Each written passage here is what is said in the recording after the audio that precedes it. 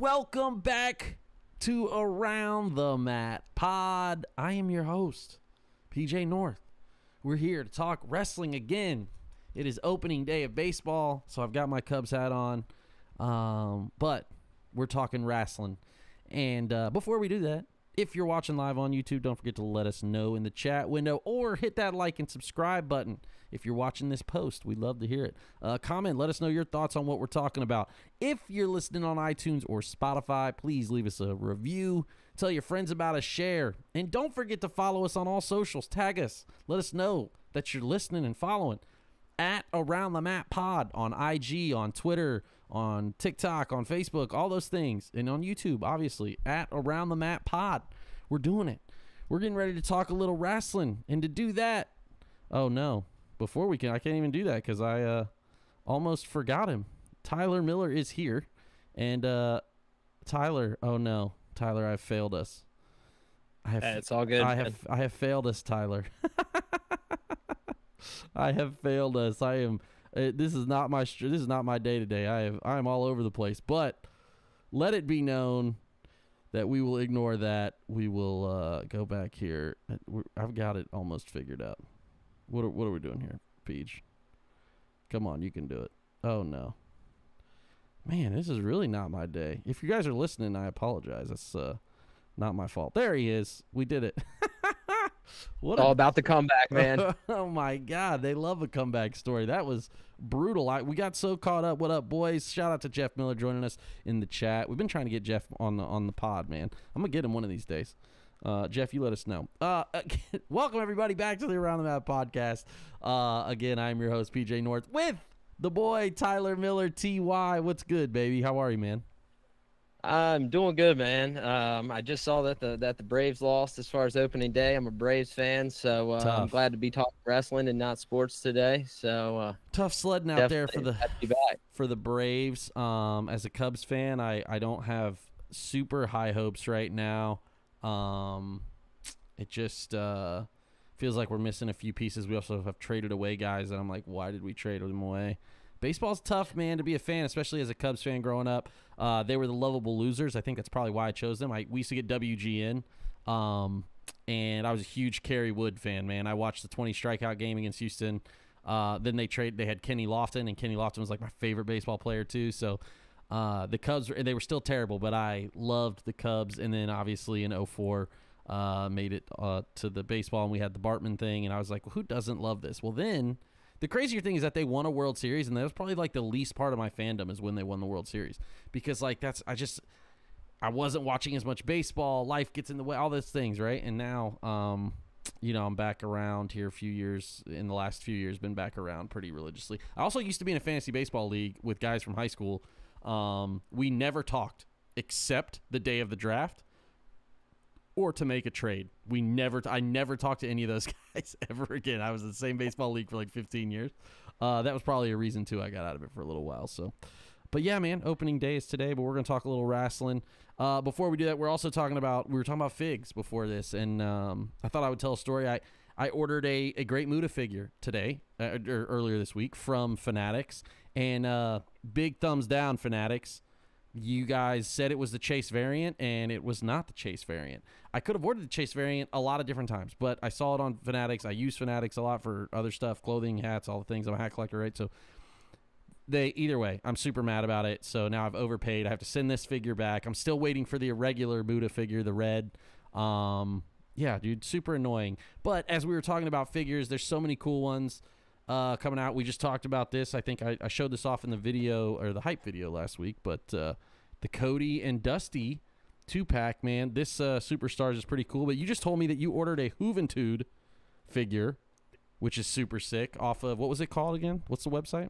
Title Run Toys, dude. And I actually saw it. I'm a follow Juventud on Instagram, and also saw Fig Heel post it. Yeah. And as soon as I saw that, there's not a whole lot of Juventud stuff out there. Nah, dude. So I was like, when I saw it, I was like, they had a Monday Night Wars one, and I don't know if he has a Legends deal, so he might not have a Monday Night Wars one, but that would be sick. I think wrestlers with the masks are so cool because you can do the different heads, like the paints and all the stuff. Like they have those different like changeable stuff. So So I always thought those were cool, man. A Juventud one is sick, though. We looked through it. They have a Paul Orndorff figure. I think they have a Danny Davis figure. Some cool stuff. The Wrath man. one, it's pretty cool as well. They got a Chase variant of the Wrath, and then the Juventud. It sucks because I'm like, it does have the removable mask, but I got the Chase variant, so I'm gonna let it sit in the card. That's good. Yeah, he's an on-card guy, man. I'm not gonna let him breathe either. I'm obviously, I want both the Mutas, and then they have a Monday Night Wars version, a regular and a Chase version of NWO Muta, which I absolutely have to have. And then they're coming out with a Superstars version of the Dusty and Cody. The same thing with Great Muta with the black and red variant as well. So I have to have those just because he's never done a WWE line like ever. He's never been available here. And the only figure that he has with articulation is the one that just came out recently, like a year ago, with the poison mist shooting out of the head and everything. It's crazy. And I couldn't get that one because I couldn't get it imported. But I mean, I'm sure I could find it now, but yeah, so I gotta have those obviously as Muta, and I am really waiting for that AEW Okada figure. Come on, Jazzwares, we need you. I need that. I need that Rain. I obviously have the in New Japan Super 7 Okada, which is like my pride and joy. I don't even consider he's still in the cardboard box, so he doesn't get dust on it. Yeah. I'm a big Okada guy. So, all right, man. Well, let's get into it, dude. Wrestling is. I think I'm trying to pull up the notes here. Wrestling this week, obviously, and a lot of things are happening. They're an international, so Raw's during the day and all these things. And we're going to get into the headlines, though, and talk a little bit about it. And the first one is John Cena Sucks. What an incredible run he's on right now. Just like the stoic thing. What say you, man? What's your thoughts on the John Cena stuff right now? Like, do you like it? Are you a fan? Or how are you feeling so far about John Cena? I think I'm definitely more of a fan of it. After this week, the whole I'm gonna ruin wrestling for everybody. I thought that was awesome. I did too. I thought it was good. And I was like, man, this is really interesting to see, what the plan is on how you're going to ruin wrestling. But I don't know if WWE, I don't think they planned it this way, but how strategic of a move was it? Because they know how hot those international crowds are. Yeah, I think this was all planned that way. I think Triple H he is, and maybe the people that he's got around him, that he is outsmarting a lot. He's really putting the heat to it. Yeah, and I mean, don't get me wrong. I think, he would probably get still a lot of the same reaction, here in the States, but everybody knows how hot those international crowds are. So right. I think that's really playing well for them with the whole, Cena return. And one big thing for me, I know that there's a lot of time still in between now and Mania, but still 4 Raws, dude. Still 4 Raws. Yeah, there's been no mention of The Rock, the final boss, why he did it. I will say that's an interesting take that they haven't. They're just like not giving it all away, and it's like it feels like they're giving so much away to us on TV, right? It does really feel like that. Yeah. I saw some comments online where they were like, "It doesn't feel like the run to WrestleMania. We're getting great TV," but I'm like, "Nah, this is a new way to take WrestleMania. This is their whole thing is Netflix every week is a PLE. Like it's basically that. Like it is a big deal every week on Netflix, and I think." That's a great point. They're not calling out The Rock, like you said, at all, and it's I'm interested to see where that goes. Yeah, and something else that I've noticed a lot of, and I've talked to some different people, and I've heard some mixed thoughts on it, but you really haven't seen a lot of them going back and forth. It's more so John gets his time, Cody comes out, gets a little bit of his time, and it's not, not really a promo battle like we're used to seeing a lot, especially with John Cena. And I don't know if they're trying to prevent anything or what. Do you like it that way? Because I kind of like it. I think I like it that way. I think it would be kind of cool to see them, kind of promo battle head to head, maybe at least once. Which I'm sure they will. Yeah, I think they're going to get to that for sure. Which I think that they're also, kind of like you said, building up for that, and I think they're doing it in a really good way. So I'm excited to see, and it's really strange to think that we still, like you said, have 4 more Raws to go until Mania. So there's a lot that still has to happen. Yeah, I'm excited to see where that goes. And I think the thing about John Cena, like I said, is that I love that he's staying in character, still wearing the gear, the farewell tour stuff. He's talking different. It's stoic. It's a little different. I like the thing, and I like that Cody comes out and says his piece too. Like, I like the way that they're doing it now. I think it's interesting, and I think that gives it a chance to do things a little differently that you wouldn't normally expect. There's no chance for John to break character or Cody to break at all, which is good. I don't know, man. I've just really enjoyed it. I thought it was good. I do like also that, like, there is zero brand specificity to everything. Like, everyone's kind of all over the place. Jeff, that's a good point. Cena's last appearance till Mania is next Monday. He's probably going to go back and shoot some other terrible movie in Bangladesh or wherever he was before. Probably gonna be something other little small detail that I just pick up on really, really weird things. But Cena, where he said, is telling the fans you get nothing. It's kind of cool how he lays his towel down. I know. Doesn't throw the hat. Yeah, dude. He takes it back with him. And I think something that would get Cena. I mean, he's already got some pretty good heat, but to get him some more heat, have him push Stu. As he's coming out, I said the same thing. He's not saying anything. That would be sick, dude, for sure. Yeah, that would. I would love to hear what Michael Cole would have to say about him pushing the poor cameraman. Yeah, I love that. Yeah, dude, I don't know. I'm really enjoying it. I think the John Cena Sucks chants are great.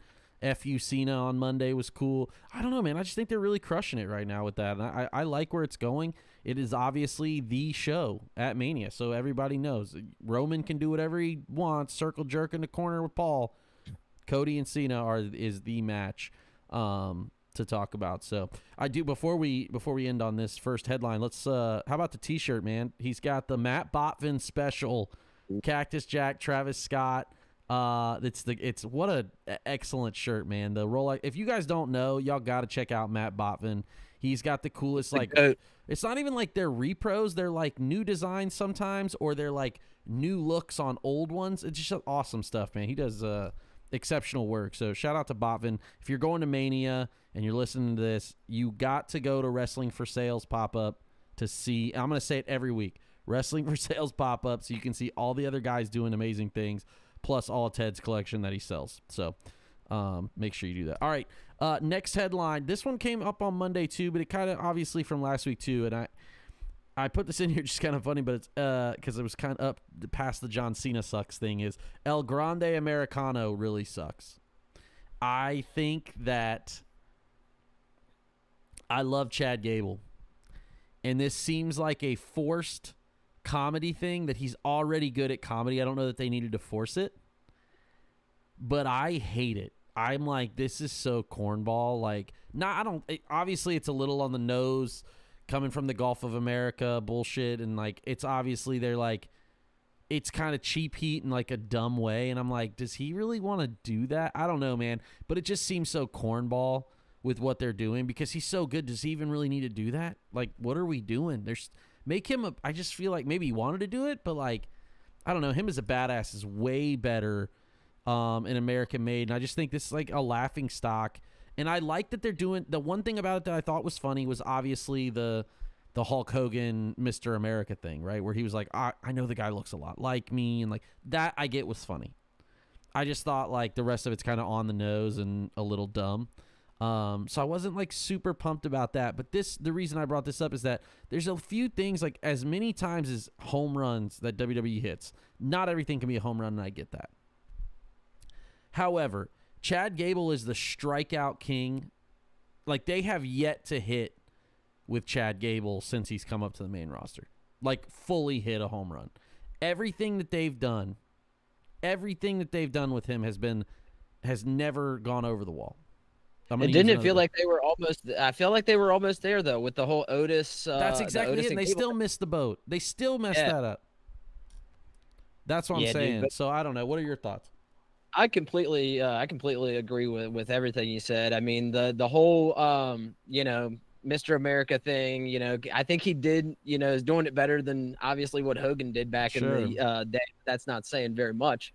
But, Chad Gable has so much talent and to stick him under a mask, doing some comedy stuff, I think is kind of a waste. Like he's good at comedy anyway. He he shows that. Right.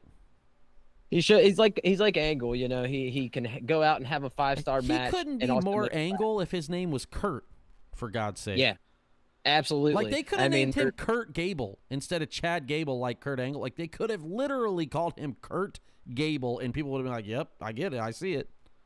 Yeah, and I mean, like he's the best of both worlds. You do have the comedic stuff, with everything he's been involved in, and then he can go out and he can have one of the best matches on the show. Yeah. So I really don't think that it's doing him any favors, but I do like how WWE is really like playing into it, and that whole backstory of like his career and all that, and how he got to America. I thought that was pretty cool. Yeah, the problem is I thought, and I saw Cam Hawkins posted this, which made me think about it.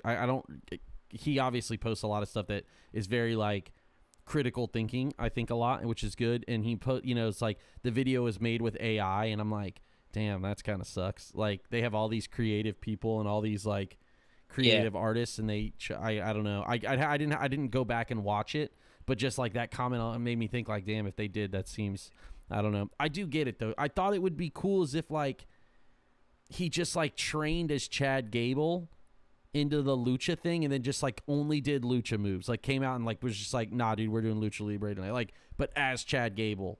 You know what I'm saying? Right. Like, I don't know that the extra piece was needed, and I guess I just don't. It just doesn't feel like, I don't know. And I'm not like overthinking. I don't care. It's not like I don't think that it's racist or anything. Like I don't really feel that way about it. I do, however, think it's like super on the nose and dumb more than anything. Right. And I feel like with taking somebody like Chad Gable to do it with, like there's so many other things that he should be in contendership for. Dude, never still doesn't have still has never won a single title. Still has never won a singles title. That's terrible. I mean, just to think maybe if Jason Jordan wouldn't have got injured, he probably would have won a singles title before Chad Gable. Think about this, man. Like breaking up American Alpha is maybe the worst thing. Maybe the worst tag team breakup Vince ever did was breaking up American Alpha. Like maybe the most like I've watched a lot of, and obviously sometimes you have somebody's Jannetty, somebody's Sean. But it's not bad to be Jannetty unless you turn out to be a piece of shit. Like that's the only thing that really sucks about Jannetty is he's kind of a fucking weirdo. You know what I'm saying? Like in reality, Jannetty could go, and so like it's not bad to be a Jannetty. My point is that Gable is obviously the Sean in that relationship. If you were going to talk about it, he'd always be the Sean. But yeah, just never win a. Jason might have won a singles title before him. It's kind of crazy to think about. I don't know. It's a question for another time. We'll talk about the best tag team breakup sometime. That's a good idea. All right, last headline here. This is a weird one, man. It's kind of crazy, but the headline is TNA fires Gail Kim. And I wanted to talk about this because every time TNA is up, they somehow end up down.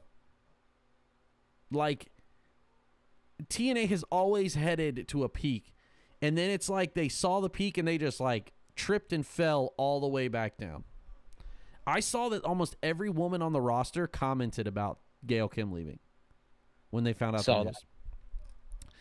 And obviously, like, if you're an E guy, you might not think super highly of Gail Kim, but she really was. Like, I don't think I've ever heard Jeff Jarrett say a negative thing about Gail Kim in TNA. And he was there like her whole tenure and all that stuff, right?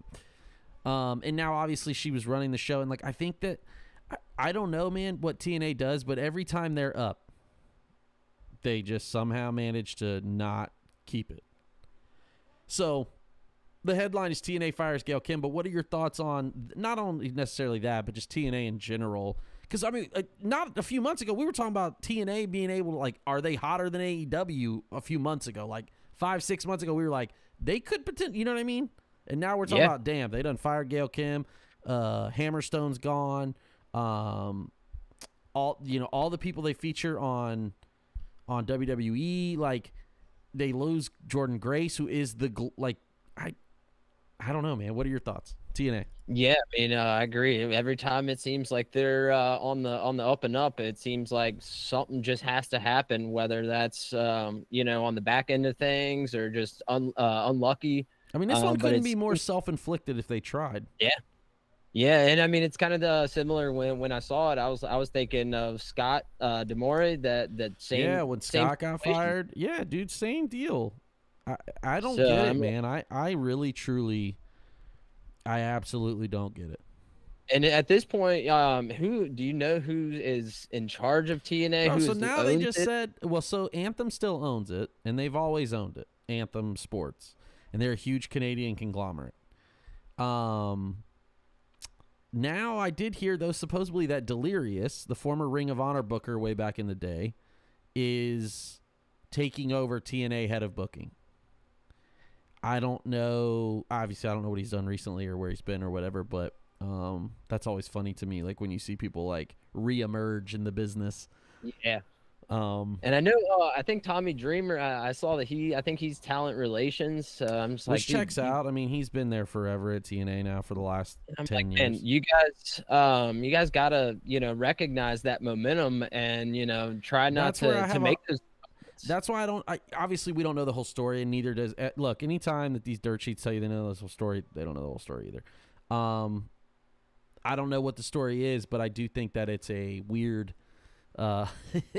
situation going on over there at TNA, especially with all the stuff they're planning. Like, they have huge events this year, and if you go down, I don't know, man. For me, it just seemed like really odd timing, or really odd a lot of things. Yeah, and she's like one of the day ones too. Like, almost like she's been there for so long. I mean, she built she was a focal point of the Knockouts division, and then she ran the division for the last few years as the head booker. And I don't know, we'll see. TNA LOL potentially if it continues to go. Perfect. Someone said like, wow, Joe Hendry, and I'm like, have y'all watched a Joe Hendry match? Super awesome, man. Entrance, all that stuff. But have y'all watched a Joe Hendry match? I don't know if I want the world title on him long term and all that stuff. So. As a fan of me, I wouldn't be a fan of that world title run, just personally. So, but yeah, man, I don't know. TNA, LOL. All right. Next up, man, we're talking about WrestleMania. Obviously, four Raws to go before WrestleMania. Things are starting to heat up, though, but things have taken a little bit of a turn.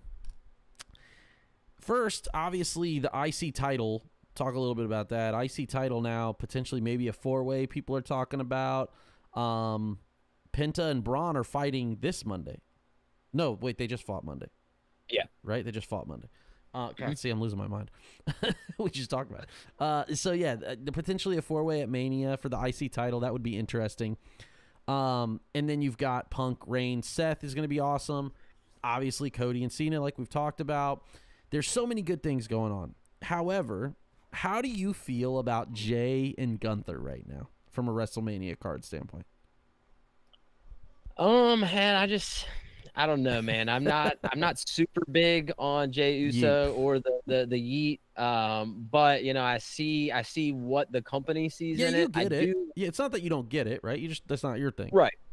Yeah, no, I certainly get it. And I think that I think the way that they should have arranged things and should have done it, I mean, you've overshadowed pretty much your WrestleMania main event with your Royal Rumble winner with Cody and John Cena. Yeah, you had John Cena as one of the last entries in the Rumble. Why not make that the focal point? Let Cena win the Rumble, him be the main event, because everybody knows at the end of the day that's the main event, that's the marquee match everybody's wanting to see. So why not spin it that way and not try to? I feel like all it's doing is hurting both Jay and Gunther. But I like also how they're playing into Jay being the underdog. Jay is in his head and he's botching moves all the time. I think they're playing it off really well with that situation, and also bringing Jimmy into it as kind of his hype man. Yeah, so I thought that bringing Jimmy into it definitely made sense. The playing into it as him as a bad wrestler, I thought is the shits. I don't give the IWC any credit, man. So, don't give in to, it's almost like they do it to point out, like, yeah, we acknowledge you. Don't acknowledge those idiots, man. Those people complaining about you. Look, man, Jey Uso's still been on top for a long time as a tag team wrestler. I understand he's not my cup of tea either to a certain extent. I think a 7-minute entrance is way too long. all that stuff. He's gassed. His promos aren't. That's not my thing. But like, he's obviously a star. He is the biggest entrance in pro wrestling next to Joe Hendry. Very similar to the Joe Hendry thing. Have you seen a Jey Uso match? Like, I've seen a lot of Jey Uso matches. They're pretty good for the most part. Like you know what I mean?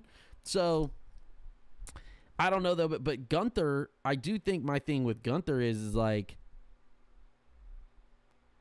he can obviously wrestle a broomstick and not even, he put on 5-star. So I'm interested to see where that goes, but I do think the build is a little weird for me. And so that's my one thing with the Jey Uso deal. What are your thoughts on, what do you think headlines? Do you think Punk, Seth, Reigns headlines night one? I think so. I think, that's the biggest names, and I think that's what they're going for at this point. Which, I mean, it's understandable, but at the same time, I also feel like they've really just kind of booked themselves in a corner with the matches that they are putting together, and also how they're gonna place things on the card, and still wanting to continue to call the Royal Rumble winner, the main event at WrestleMania. See, that I do think they got to stop calling it that. They got to stop doing that, because another thing for me is what's the importance of the and I don't remember if they did it last year, but is there that much of an importance on the Royal Rumble anymore if you're just going to get another shot at the Elimination Chamber to potentially, main event WrestleMania? Well, Cody won the Rumble last year, right? So his whole story arc was like, I'm right, Roman. You know what I'm saying? Oh, that's right. He had champions too. Yeah. So the 2 champions thing, I get. That's why they do that with Elimination Chamber. However, they do book themselves by saying shit like that. They do book themselves into a corner quite a bit. I will say this. I don't know if night one headline counts. I don't know. I don't know if I count it as a main event. I don't know. I would rather them be right before the main event and call it a co-main event. Yeah. You know what I mean? Than to call it main event of night one. I don't know, man. Maybe it's just like an old school thing. I mean, and it's just preference. It's not like it matters to anything, but yeah, I feel like that part's a little weird.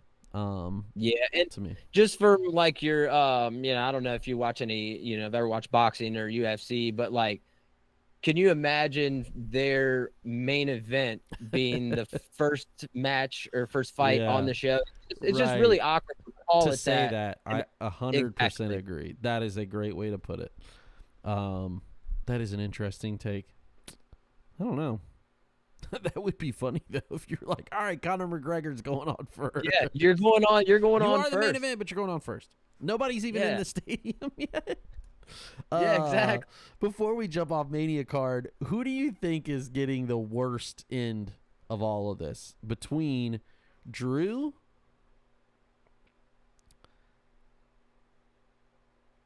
I get my thing is Drew getting the worst of all of this, or is whoever has to wrestle Logan Paul getting the worst of all this?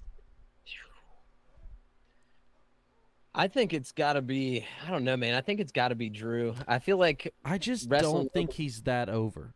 Like, he's over, he's incredible, but he's not quite as over as he thinks he is. Yeah, I will say he has, of course, I think everybody will agree with, he's improved tremendous amount. But at the same time, I do feel what you're saying. There does feel like there's something about him that, some of the other guys have that, it seems like he doesn't, or just doesn't have as much as the other guys. Yeah. But I feel like with Logan Paul, even though a lot of people don't like him, he is a big star, and the eyes are going to be on your match. Sure. WrestleMania, if you're wrestling him. Yeah, that's fair. Before we jump to, Jeff had a good point here in the comments. Jimmy did slap the hell out of Gunther. That was a big slap. I don't know. It off, too. He did, man. I loved it. I think it's Big Jim. That's my guy, Big Jim. I love that. I don't know, man. Back to the point about Drew thing. I do think that Drew is just, how do you go from feuding with Seth to feuding with Punk to now you got to feud with Damian Priest? And no offense to Damian, but like, brother, You're not. One of the best, in my opinion, one of the best feuds of the year last year with Punk and Drew. I mean, it lasted pretty much all year. That's what I'm saying. And even though it was over, you know, a friendship bracelet or with his dog's name on it, but it was really good. I really liked it. Yeah, we'll see what Drew does in 2026 because I don't think 2025 is going to be his year. But all right, moving along. AEW, obviously, Dynasty coming up next weekend, so we'll talk about that next week. But I do want to talk a little bit about AEW. I get into an argument pretty much every morning with the group chat. Myself, Miguel, Johnny, and all them.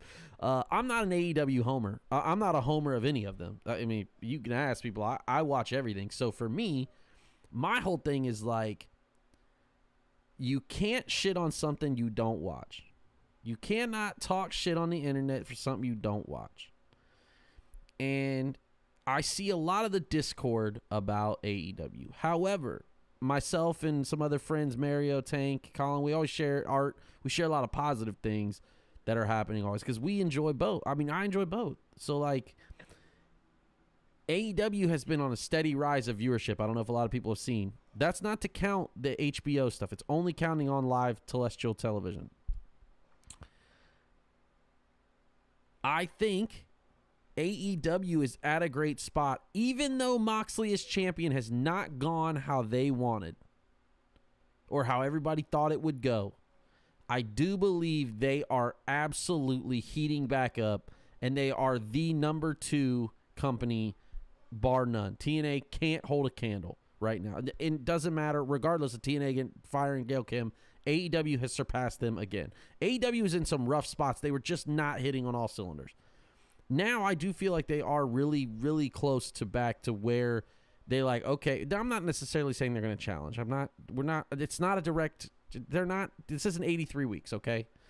But I do think that they are on the absolute, I mean, they have so much talent at the top. I just don't think people get it. What's going to happen is this. People are going to be 3 or 4 of these guys are going to go to WWE at some point. It's inevitable. It's going to happen. People will be like, oh, those guys are stars. And it's like, yeah, we fucking told you they were. All of us who actually watch all of it, watch everything, we told you they were.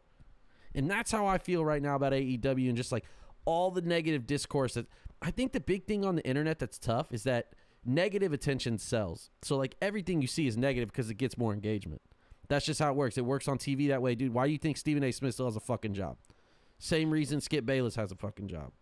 They're just negative. That's just like, that's their thing. St. Paul Feinbaum. He's got to be the worst thing to ever happen to college football. Shouldn't be on ESPN. That shouldn't happen. Brandon Walker on Barstool is the worst part about Barstool. But I get why it's people want to argue with those people. My thing is like, I just think AEW is like, I think it's really good. And if you're not watching right now, I do think you're truly missing out on a lot of great stuff. What say you, man? What are your thoughts on it? Obviously, we're going to talk about Dynasty a lot next week because they're gonna start announcing all the matches. I don't think we have a full view of everything yet. So, what about you, though?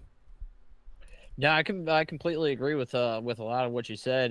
To go off of the internet wrestling community that we all love, I think it's just like any other space. You know, it's those people that, especially with AEW, that are talking shit on it on a consistent basis. It's all based off of the clips that they're seeing. You know, they're not watching the full product. Whereas, you know, if I wasn't an AEW fan and I saw the promo last night from Big Bill come across my feed, that was terrible. Yeah. It was a horrible promo. And also the Willow Nightingale and Marina Shafir, where they were like attempting to go at each other back and forth. It would look like really awkward.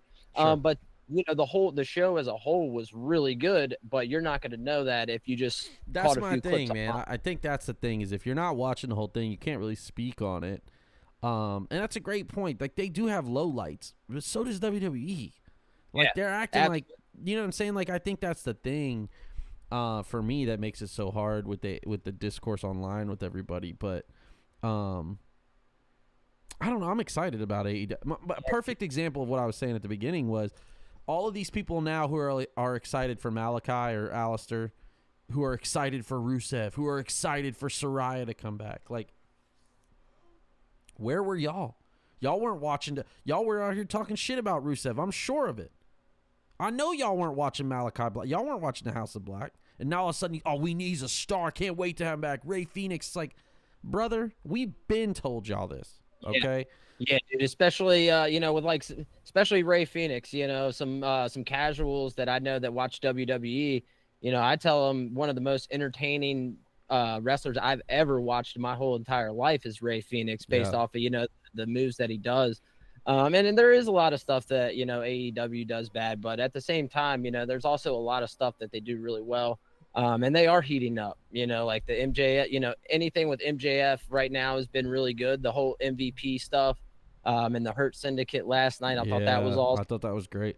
That's my thing. I think that they have so many guys at the top right now that they could just rotate good storylines and have a good cyclical thing. Like, not everything has to go 7-8 months. You know what I'm saying? Like, I do think, obviously we're going to talk next week, but I think Swerve does win. I think I don't know that the discourse I don't know that his interview at Vlad TV did him any good as far as like with the IWC, but I also don't give a shit.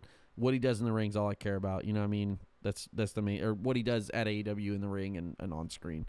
And something completely random that I noticed last night. Like I said, I pick up on the most weird random shit. Nuances. And have you ever noticed that Pac, dude, never wrestles on the show, absolutely ever, but will never come out in a t-shirt, a pair of pants. He gets dressed every single night like he's ready to go. Yeah, we talk about this in the chat constantly. I'm like, that is that dude's casual wear. He just rocks around in his underwear. I just noticed that. I'm thinking like, man, this is probably what the guy goes to the grocery store in. Like, this is crazy.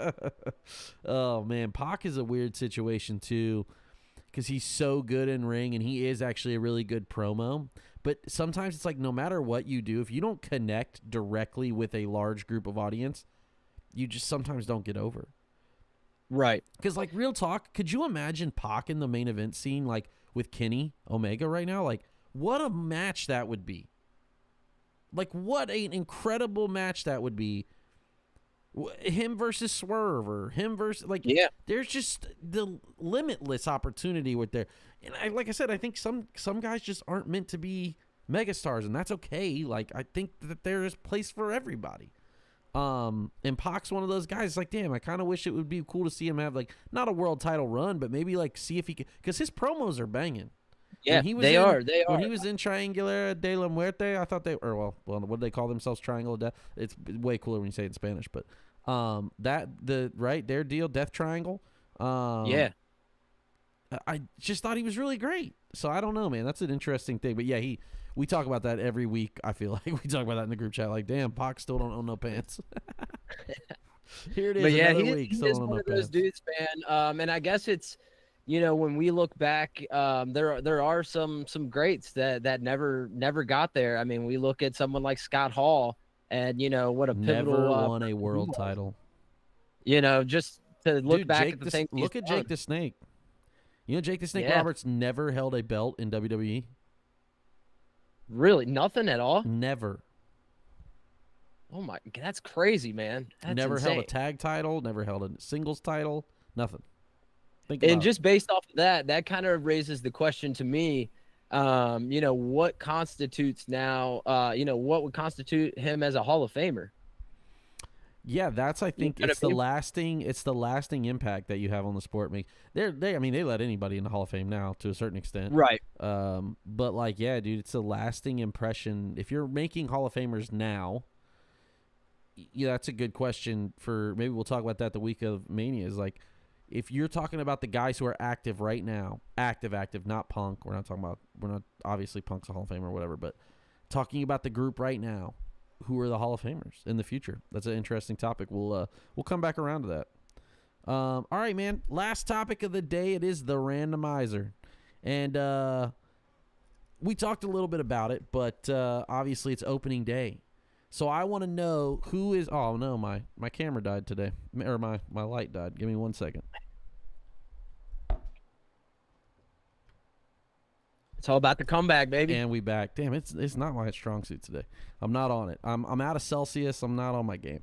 The question is, who would be your starting 9 if you were if you had to build a company around a starting 9? So you get a pitcher, a first baseman, catcher, all that stuff. You get nine guys, 9 gals. Who is your starting 9 if you're starting a company? Starting a company, man. So I'll even kick it off this way. So here's the way I was thinking of it: is like, who's your leadoff hitter? Who's your second guy? Who's your home run hitter? Those are your stars, right? So 3 and 4 are your 2 stars. I'll kick it off on this for you while I give you a minute to think about it. But okay, my starting 9 is Cody Rhodes, obviously. Kazuchika Okada, number 2. My Cody is he's my Grand Slam hitter. Cody is number 4. Okada is the 3-hole hitter. He's gonna get us on. Like he's gonna do some damage too. He's gonna put up 50 home runs. Cody's gonna put up 60. Leading off the team, right now, I'm gonna go with Fletcher.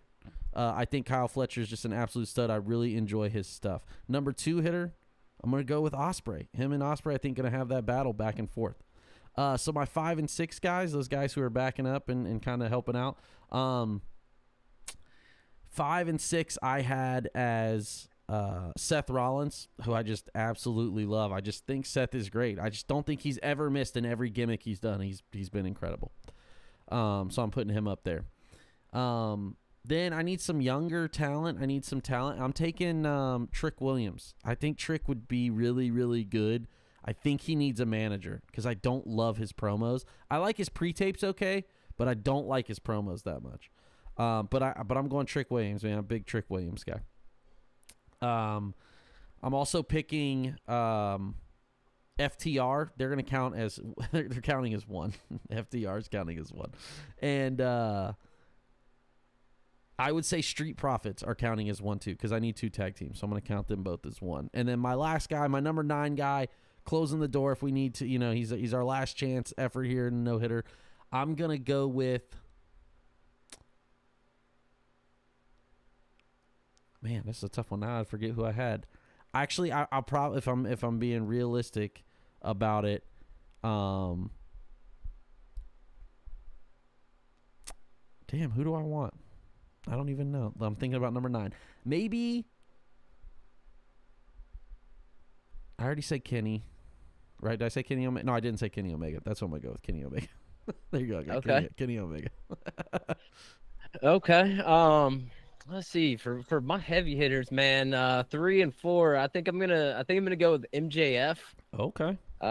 MJF and Seth Rollins, to me, 2 workhorses. Hell yeah. Could you imagine a promo battle between them 2? That would be sick. Dude, it would be awesome. I would definitely like to see eventually a feud between the 2 of them. Yeah. My leadoff hitter, I'm gonna probably agree with you, and I'm gonna say Fletcher as my leadoff. He's just a stud, right? I think he's had such a career gaining thing, dude. And it's been such a quick turnaround for him too, into like just being a kind of like a nobody tag team wrestler, or just being in United Empire. Mark Davis getting hurt, tearing an ACL, and then Fletcher turning it into this is wild. Yeah, he's definitely. I won't go as far to say this did something similar to what Jack Perry did with taking something really shitty and turning it really well. Yeah. But it's very, very similar. Yeah. Number 2, I'm going to go with Takeshita. Hell yeah. I feel like, anytime that dude steps in the ring, I cannot stand seeing Don Callis, but I do love hearing him and Tony Schiavone talk shit on commentary. Let's see. 5, I'm gonna go with Omega. You gotta have somebody in there, if they I just think Omega's done a great job with his promos since coming back too. I think he's really stepped that up into becoming that guy. Yeah, and the one last night with Speedball and Ricochet was pretty cool. Crazy. Let's see here. Number 6. I'm gonna go with Tony Storm, man. There's absolutely, I love that. Absolutely no way I'm leaving her off of this list, dude. She's one of my favorites right now, male or female. I probably should have picked Rhea or something. Yeah. Yeah. Let's see. Number 7. I'm I've really started watching a lot of his interviews, promos. I just watched his RJ City AEW interview with Gabe Kidd. Brother, if y'all don't know Gabe Kidd, dog, the madman, dude, I'm telling you, the only thing that's weird about him right now, I don't know if he has body dysmorphia or what, but like he was like peak male performance 4 months ago, like looked the part, and now he doesn't tan. And I'm like, brother, I don't know what we're going for, but I love him, dude. I play with him on WWE 2K. Obviously, I download, I'm big on the call side, all the creator wrestlers guys. I love Gabe Kidd, man. I think he is unbelievable. So I love that you picked him. Yeah, dude, Gabe Kidd, like I've really like just based off of his promos and interviews that I've seen, I'm like, dude, I gotta go watch some of this guy's stuff, and I really, really enjoyed it. Let's see. I think he's the next Gaijin up too in New Japan. I think he's gonna be the top Gaijin, which is like the top foreigner that they call in New Japan very soon. I think he's gonna win the world title next year. Yeah, and I mean, is there anybody even? I mean, I'm not too big into New Japan or keep up with it a lot, but is there anybody even like close to him from as a far Gaijin as perspective? Yeah, David Finley's up there. David Finley's really turned it around too. He's really, really good. American wise, yeah, those are probably the top two right now. Okay, let me as far as 8, for some reason I do want to take Dominic Mysterio, man. Man, he's crushing it too, dude. I can't wait to see him in his first world title run. He deserves one. Yeah. And I feel like it's just so cool to see how loved like his dad was, and everybody loved Rey Mysterio. People that didn't watch wrestling knew about Rey Mysterio. So I thought that was really cool. And I think, believe it or not, I feel like I'm probably one of the few people that think this, but I feel like eventually he will have a babyface run, and it'll be pretty decent. But I don't know. We'll see. And then my 9th, feel like you gotta throw some comedy in there a little bit, and I'm gonna throw Danhausen, kind of throw everybody off their game. Okay, man, he's got the curse. Curse, maybe curse the opponents. I think that could help. Hell yeah, I love that. Shout out to Jeff too. Jeff's picks are Cody, Reigns, Rollins, Omega, MJF, Ospreay, Punk, Swerve, and Ricky Saints. Hell of a list. Yeah, I like that. I'm honestly, dude, I'm huge on the Swerve thing right now. I do like Swerve a lot. I don't love his gear because I hate the boots that he wears. I don't know why that matters to me, but it does some days. It's leather pants last night. I was like, man, you couldn't find something a little different. But him and Ricochet, dude, that feud was really, really, really good, man. Like really good. I think Ricochet's done an incredible job, turning it around. So that's funny. Yes, Swerve. I think he's probably going to be one of the. Of course, the PWI shit really doesn't matter, but I think he'll be on the list for a lot of people. Definitely top 5. Yeah, I think Breakthrough Superstar. Oh, Breakthrough. I think Ricochet's going to win number 1 if he continues on the path that he's on. Because what do you think? We're only 3 months in, and he started a few months before. I would say, yeah, definitely. If he continues on that path, for sure, breakout star. Because he's just like completely revamped his career from where it was. Like he never did promos in WWE. He never did stuff that was like deep or had any sort of depth to it. And to go back, say 2 or 3 years, like, could you ever see yourself saying that, like, no, I'm a fan of Ricochet? Absolutely not. 0% chance. I don't think anybody could. Agreed. All right, man. Well, that ends it. Yeah, let us know your starting 9 here, as it is baseball season has upon us. Cubs play here shortly, and Tyler's Braves took an L today, unfortunately. To them damn Padres, man, like Morgan Wallen said.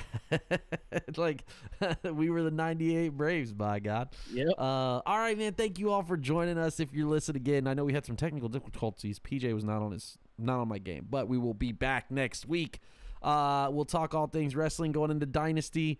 Thank you for joining us. Don't forget to hit that like and subscribe button. Tag us. Follow us on all socials. I am PJ North. That is Tyler Miller. Until next time, when we go around